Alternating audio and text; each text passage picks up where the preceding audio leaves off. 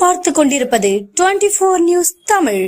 நாகை மாவட்டத்தில் இன்று பல்வேறு நிகழ்ச்சிகளில் பங்கேற்க வருகை தந்துள்ள தமிழக முதல்வரை நாகை மாவட்ட பொறுப்பு அமைச்சர் அன்பில் மகேஷ், திமுக மாவட்ட செயலாளர் கௌதமன் ஆகியோர் தலைமையில் திமுகவினர் மேளதாளம் முழங்க உற்சாகமாக வரவேற்றனர்.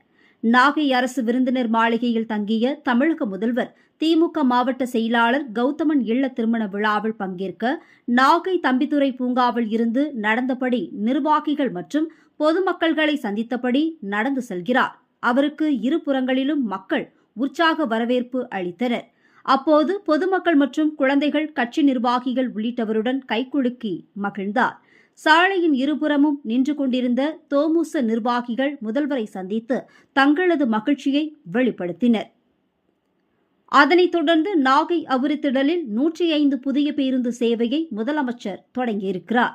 பின்னர் நாகை அரசினர் தொழிற்பயிற்சி வளாகத்தில் நடைபெறும் அரசு விழாவில் 38,956 பயனாளிகளுக்கு 200 கோடியே 27 லட்சம் ரூபாய் மதிப்பிலான நலத்திட்ட உதவிகளை வழங்க உள்ளார்.